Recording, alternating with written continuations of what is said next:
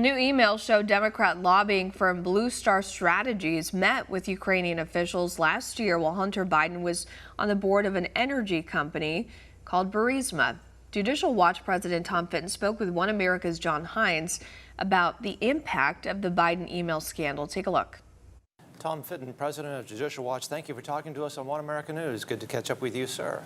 Hey, thanks for having me on.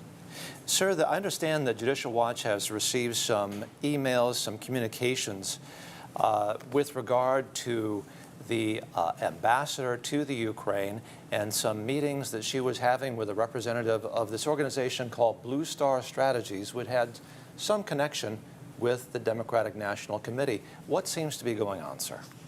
Well, it was a Democrat-oriented lobbying firm. It was hired by Burisma, who at the time had Hunter Biden on its board, to combat the various corruption allegations and I guess investigations targeting Burisma's conduct in Ukraine and elsewhere. And there's notes that we received that show that there was a briefing that was going to occur between Sally Painter, who one of the co-founders of the operation, and Ambassador Yovanovitch, who is now famously known for being an anti-Trump impeachment witness. She was our ambassador at the time, placed there by Barack Obama initially. The briefing checklist notes that Painter also planned to meet with another individual in the embassy at the time regarding Burisma. So Painter was there supposedly for a variety of reasons to meet with the ambassador. The ambassador is directly briefed, and this is in February of 2019, so not just around impeachment time. This ambassador, who was attacking Trump for raising concerns about Burisma in Ukraine, is actually meeting with a Burisma operative on that very issue. That's Ms. Yovanovitch, I believe. Is that correct? That's right. Who is Amos Hochstein, and what do the communications to Mr. Hochstein demonstrate, and what is the connection between Mr. Hochstein, do you suppose, and Mr. Biden?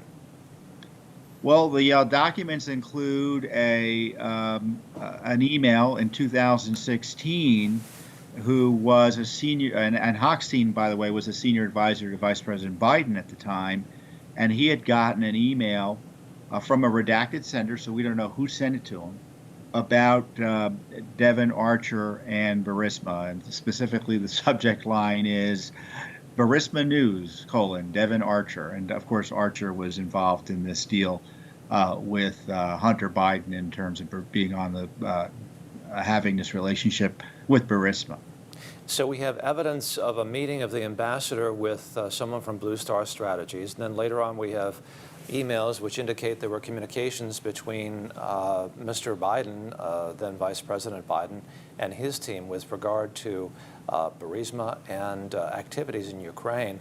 And taken together, where does this lead us, do you suppose? Let's be clear. An email sent to a top advisor of Vice President Biden about Devon Archer, who was also on the board of Burisma with Hunter Biden. I guess it was a 2-for-1 deal. I don't know.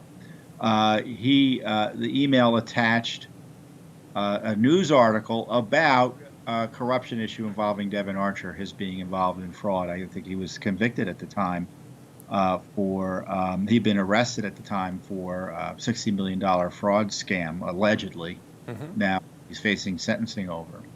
So when you look at all this, it's pretty clear that the deep state, Vice President Biden, all knew about Burisma and the various issues around it. So look, the deep state was up to their neck in knowledge of Burisma and its conflicts and the various issues. And up until the moment the president was being impeached, they were in contact with their operations.